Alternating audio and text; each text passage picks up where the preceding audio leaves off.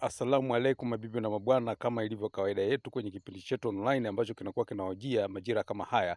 Leo hii tumetembelea kwenye shamba la matunda na kwa bahati nzuri nimekutana na mtaalamu ambaye anaweza kujieleza jina lako. Mheshimiwa, unaitwa bwana nani? Mimi naitwa Joel Msanga. Ndio. Mkulima wa matunda mbalimbali. Ndio. Maembe, machungwa, limau, ndimu. Ndio. Kama unavyoona matunda yalivyo. Ndio. Na hapa ndio shambani kwangu.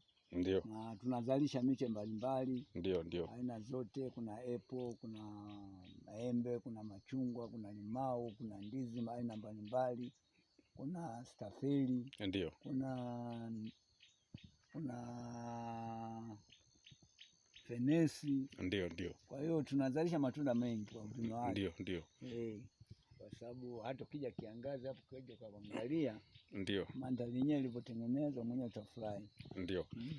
Ni changamoto zipi ambazo unakutana nazo kwenye swala la kilimo? Changamoto kubwa sana ni ulaghai wa madawa. Ndio. Madawa ni changamoto kubwa sana kwenye shughuli zetu hizi za matunda. Ndio. Kwa sababu sasa kuna wale inzi wale. Ndio. Tunda unaweza kupiga vizuri, maua yakatoka vizuri, yakapata mahali pazuri, matunda yakatengenezwa vizuri.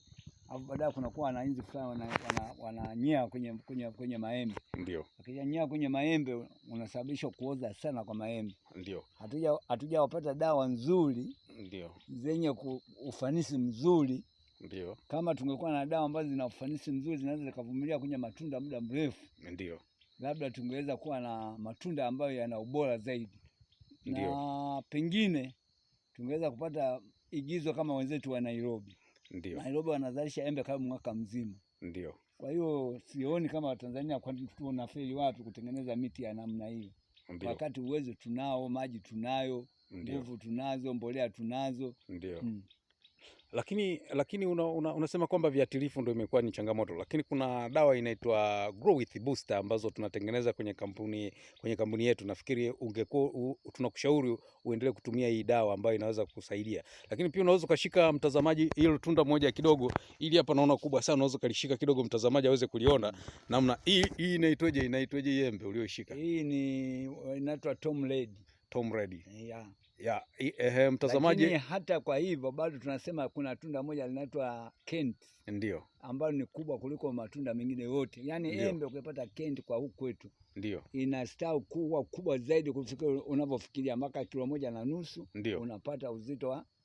Ukienda pale mjini tuna mche moja. Ndio. Ambao unazalisha matunda ya ajabu sana. Ukifika pale unaweza kusema maboga ya kwenye mti. Ndio. Kumbe ni maembe. Ndio. Basi ndugu bwana Msanga, ninashukuru sana kwanza kwa kuona namna ambavyo unavyojituma na unavyojaribu kuwa inspire wakulima wengine kuweza wajifunze kutokana na wewe unavyofanya.